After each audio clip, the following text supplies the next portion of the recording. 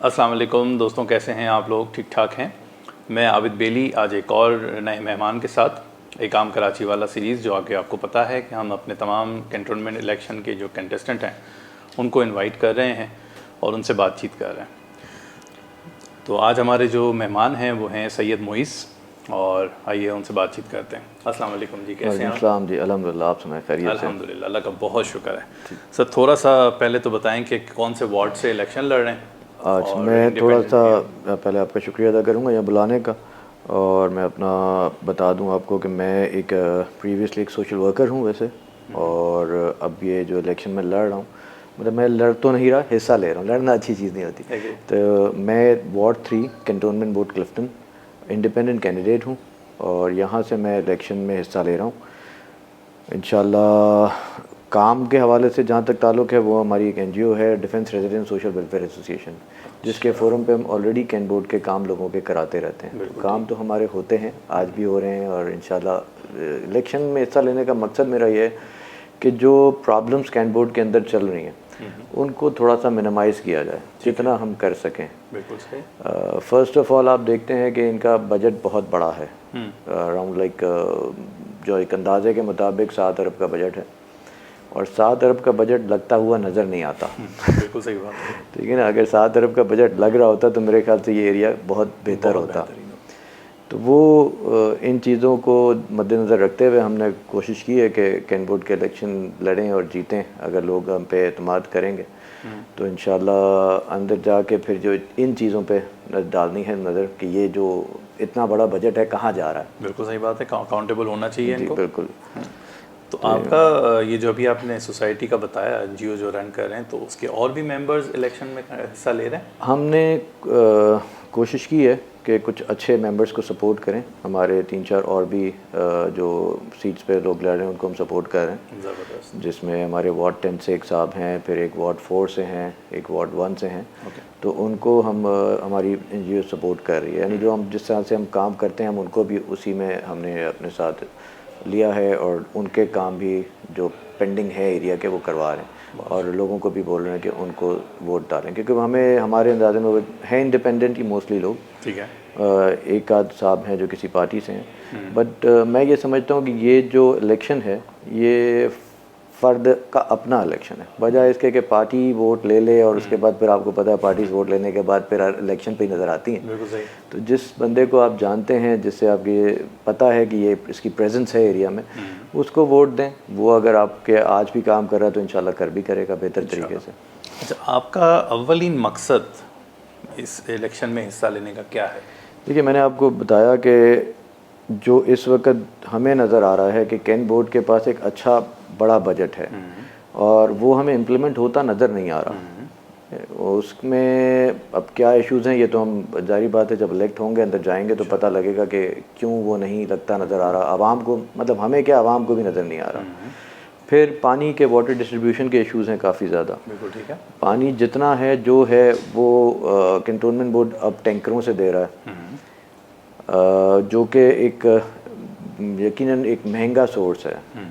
Water on wheels जो है वो बहुत एक्सपेंसिव होता है, थ्रू लाइंस देना सस्ता भी है, और सेकेंडली जो वाटर टैक्स हम चार्ज कर रहा है CBC हमसे, वो ऑलरेडी हम दे रहे हैं, और उसके बावजूद हमसे ब्राउजर्स के पैसे लिए जा रहे हैं, तो वो एक ज़्यादती लगती है। और कई सालों से ले रहे हैं। जी बिल्कुल, पहले 500 थे, अब सुना है 750 भी हो गए हैं। अब जो जी 750 रुपये का ब्राउज़र अब CBC हमें चार्ज करके वो पानी जो हमसे ऑलरेडी टैक्स जिसका ले चुका है वो अब 750 ब्राउज़र चार्जेस के थ्रू हमें देता है। अच्छा। तो ये भी एक समझ में ना आने वाली बात है कि एक पानी जिसका ऑलरेडी हम टैक्स दे चुके हैं और उसको फिर हमें दोबारा पैसे लेके दिया जा रहा है। और इसका टैक्स कितना है वैसे, ये जो पानी का जो टैक्स अदा करते हैं डिफेंस क्लिफ्टन? अब ये इन्होंने इसकी भी कोई कैलकुलेशन नहीं है, एक फ़िक्स किया हुआ है हर घर के और बिल्डिंग के, और हर मतलब मेरे ख्याल से एरिया वाइज है कि जितना बड़ा घर है उसके हिसाब से उसका टैक्स है। अच्छा।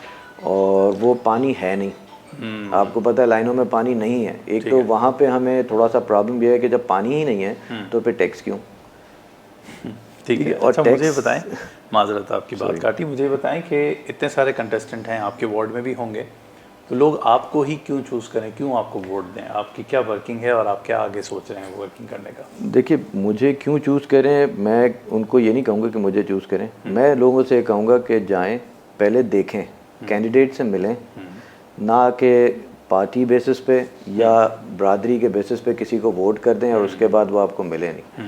आप उसकी प्रीवियस रिकॉर्ड देखें कि वो क्या करता रहा है, उसकी क्या एक्टिविटीज़ रही हैं, और उस कैंडिडेट को सुने कि उसके पास क्या नॉलेज है, क्या विजन है, क्यों वो कैंट बोर्ड के इलेक्शन में आना चाह रहा है, बिल्कुल सही, रीज़न क्या है। क्योंकि यहाँ अंदर को मिलता तो कुछ नहीं है, ना सैलरी है ना कुछ है। तो जो लोग जा रहे हैं अंदर इलेक्शन लड़ने के लिए, तो उनके क्या मोटिव्स हैं अंदर जाके इलेक्शन लड़ने के, और क्यों जाना चाह रहे हैं। ठीक है, तो ये पहले लोग अच्छी तरह से अपनी तसल्ली करें और फिर वोट दें। ठीक है। अच्छा, ये बताएं कि अभी आप कह रहे थे कि अंदर क्या मामला चलते हैं वो हम इलेक्ट्रॉनिक के बाद ही पता कर सकेंगे। तो चले, मामला तो आपको पता चल गए, उसके बाद भी आप कैसे ये यकीनी बनाएंगे इन मामला को सेटल करने में, और सीबीसी के जो फंड्स हैं वो आपके इलाके में लगाने के लिए आपके क्या मंसूबे हैं या क्या इरादे हैं? देखिए, जो अब तक मेरी नॉलेज है, जो कैंट बोर्ड का सिस्टम है वो कुछ इस तरह से होता है कि जो उसमें आपके 10 वार्ड हैं, सीबीसी के 10 वार्ड हैं, एक कैटेगरी कैंट है, 10 वार्ड आते हैं इसमें। ठीक है, वहाँ से 10 लोग इलेक्ट होते हैं। ठीक है, उसमें से जो ज़्यादा उससे जिनके मतलब एक बांच बन जाता है, वो पार्टी से बने या इंडिपेंडेंट बनाए, उनके साथ 2 रिज़र्व सीट्स आती हैं।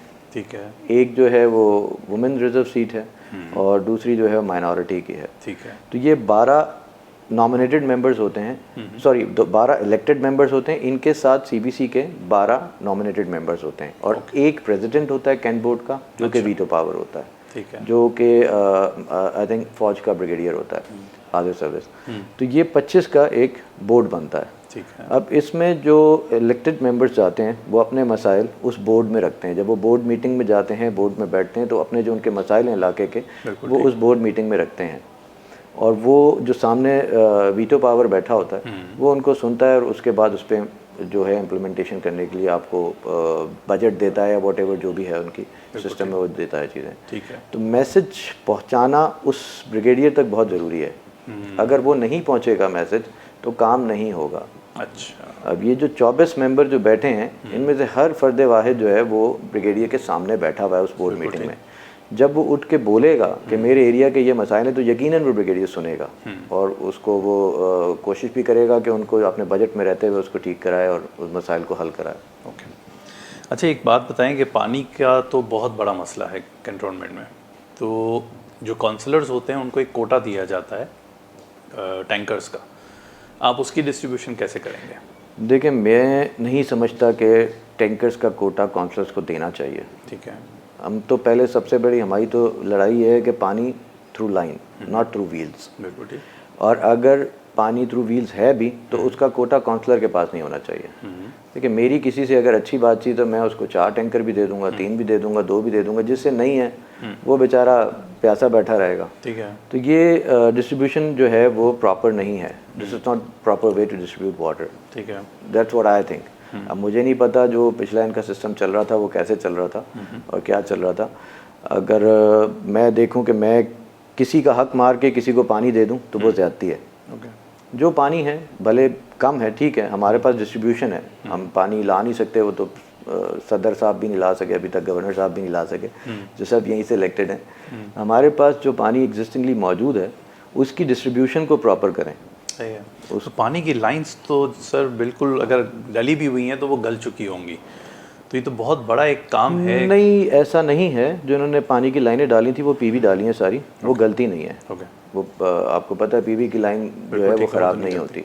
जो मेटल लाइंस थी पुरानी उन्होंने रिप्लेस ऑलरेडी कर दी हैं। अगर कहीं हैं तो वो रिप्लेस हो सकती हैं। बिल्कुल ठीक है। तो लाइन नेटवर्क मौजूद है, उसको प्रॉपर किया जाए, उसको सही किया जाए और उसके थ्रू पानी दिया जाए तो वो बेहतर है। जो हमारी इनसे मीटिंग्स होती रही ऑलरेडी, क्योंकि आपको मैंने बताया कि मैं एक NGO के फोरम पे हूँ और मिलता जुलता रहता हूँ, लोगों से काम कराता रहता हूँ। तो ये कहते हैं कि जी क्योंकि पानी को लाइन से देने में वेस्टेज है, 15-15 दिन बाद पानी जा रहा है, तो जो पानी लगा होता है वो सेक्शन पंप लगा के लोग लाइनों से निकाल लेते हैं, लाइनें खाली हो जाती हैं। तो अगेन लाइन को भरने के लिए एक सर्टन अमाउंट पानी का चाहिए होता है, which is wastage of water. तो हमारा इनसे ये कहना है कि भाई देखिए, आपके पास 5 ऑलरेडी आपके तकरीबन मेरे ख्याल से 5 ही हैं इनके पास रिजर्वायर्स पानी के मौजूद हैं। ठीक है, वहाँ तक तो पानी पहुँच जाता है आपके पास। तो उन 5 रिजर्वायर से आप आगे डिस्ट्रीब्यूशन करते हैं तो एटलीस्ट वो एरियाज़ जो सर्टन जो आपका जैसे कहना चाहिए एटलीस्ट चलें हम 0.5 किलोमीटर रेडियस ले लेते हैं, उस रेडियस में आप टैंकर ना दें। सही।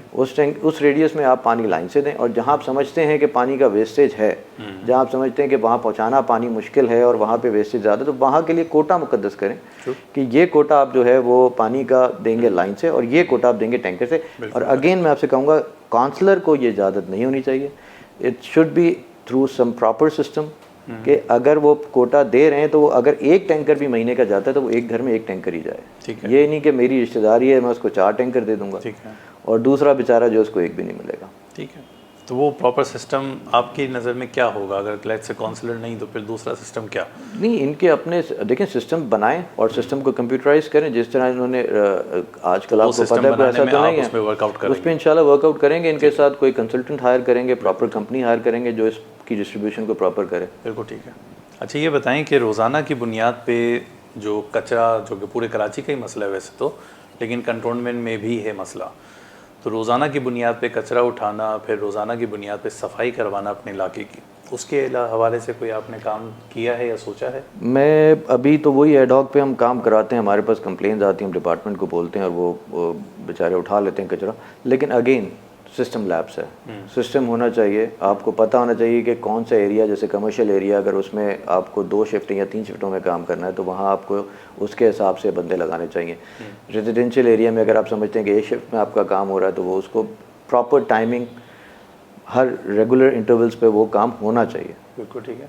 इसको वही सारी बात है कि सिस्टम डेवलप करने की बात है, सिस्टम डेवलप करना पड़ेगा जो नहीं है। करते हैं कि इस दफ़ा आप लोग तमाम लोग मिल के एक सिस्टम जो है वो डेवलप करें इंशाल्लाह। अच्छा ये बताएं कि आप कितना एक्सेस में होंगे अपने इलाके के लोगों के साथ कि वो आपसे कांटेक्ट कर सकें, लेट से कब्रों का कोई इंतज़ाम करना है या डेथ सर्टिफिकेट या बच्चों के पैदाइश के सर्टिफिकेट्स के हवाले से, तो आप कितने एक्सेसिबल होंगे वहाँ के आवाम के लिए? मैं ये समझता हूँ कि जो भी काउंसिल इलेक्ट हो उसका एक अपना ऑफिस एटलीस्ट होना चाहिए जहाँ पे वो दिन में बैठे। अभी जो पिछला सेटअप था उन्होंने कैंट बोर्ड के अंदर एक छोटे छोटे केबिन्स दे दिए थे काउंसलर्स को, और लोगों को वही जब ऑफिस ही जाना है तो फिर काउंसलर के पास क्यों जाए, जब कैंट बोर्ड के ऑफिस जाना है तो फिर पूरा डिपार्टमेंट पड़ा वो काम कर ले। बिल्कुल ठीक है। जो काउंसलर है, जो लोकल मेंबर है, उसका अपना एक ऐसी जगह पे ऑफिस होना चाहिए जहाँ पे एक्सेस हो लोगों का, वो जा सकें, उससे मिल सकें, उससे बात कर सकें, उसके टाइमिंग हो वहाँ बैठने के, वहाँ बैठे उनके इश्यूज़ लें। मेरे पास अभी मेरी अपनी एनजीओ के फोरम पे मेरे पास लोग आते हैं, व्हाट्सएप कर देते हैं, मुझे मैसेज कर देते हैं, मैं उसको आगे डिपार्टमेंट को फॉरवर्ड कर देता हूँ, अल्हम्दुलिल्लाह काम हो जाते हैं। किसी का कोई मसला अगर होता है, जैसे आपने कहा ग्रेव का है या बर्थ सर्टिफिकेट, डेथ सर्टिफिकेट का इशू है, तो वो भी डिपार्टमेंट से हम लोग करवा लेते हैं। डिपार्टमेंट काम करता है, ये नहीं कि नहीं करता, उनका एक सिस्टम है, उसमें काम होता है। तो जो लोकल बॉडी मेम्बर्स हैं उनका यही काम होता है, जो अल्हम्दुलिल्लाह ऑलरेडी हम कर रहे हैं। सही, जितना कर सकते हैं अपनी सकत में रहते हुए वो कर रहे हैं। तो इलेक्शन में हिस्सा लेने का जो मकसद ये नहीं है कि लोगों के काम तो हम वैसे ही करा देते हैं, हो जाते हैं, वो ये नहीं कि नहीं होते, अंदर जाके जो सिस्टम लैब्स है उसको सीधा करना है। चलें, ज़बरदस्त जी, बहुत खुशी हुई आपसे बात करके। थैंक यू जी। कोई पैगाम अगर आप देना चाहें अपने लोगों को? बस मेरा पैगाम यही है कि जी प्लीज़ अपने इर्द गिर्द अच्छे लोग ढूंढें, अच्छे लोगों को देखें, उनको परखें, उनसे बात करें और उनको वोट दें, ना कि किसी पॉलिटिकल पार्टी या किसी अपने जिसे कहना चाहिए आजकल बहुत ज़्यादा एक है कि जी बरादरी के बंदे को वोट देकर भी ठीक है, अगर बरादरी में कोई अच्छा बंदा है, आप समझते हैं वो काम कर सकता है और आपके काम कर रहा है, तो उसको डेफिनेटली आप वोट करें, लेकिन पहले उसे देख लें। अब बहुत आसान है, सोशल मीडिया मौजूद है, आपका हर चीज़ आपको पहुंच जाती है। पहले वाला नहीं है कि आपको अगर जो मेरा वार्ड है उसके अंदर 20,000 वोटर है तो 20,000 वोटर मेरे से मिलने नहीं आएगा, वो मुझे कहीं ना कहीं ढूंढ लेगा, व्हाट्सएप पे मैं मिल जाऊंगा, मेरे मैसेजेस उस तक पहुंच जाएंगे। आप लोग हैं, आप लोगों को उनके मैसेजेस पहुँचा रहे हैं। तो आज के दौर में मैं नहीं समझता कि किसी बंदे तक पहुंचना कोई मुश्किल काम है। You have access to reach anybody. तो वो सारी चीज़ें जो हैं वो मेरे ख्याल से अब लोग अभी भी, अगर आज के दौर में भी लोग बैठ के सिर्फ जाके पार्टी के नाम पे या किसी बरादरी के नाम पे ठप्पा लगा रहे हैं, तो फिर वो ज़्यादती करें, फिर वो खुद उनका अपना मैं कहूँगा कि अब उनका फ़ैसला है कि उन्होंने क्या करना है। बिल्कुल ठीक है। बहुत शुक्रिया जी सईद मोईज़ साहब। और मेरा आखिरी में अगेन वही पैगाम कि सोच समझ के इस दफ़ा वोट दीजिए, क्योंकि ये हमारे बच्चों के फ्यूचर का सवाल है और हमारे इलाके की सफाई और हमारी एक अच्छी जो खुशहाल ज़िंदगी या पुरसुकून ज़िंदगी का सवाल है। बहुत शुक्रिया। Thank you ji.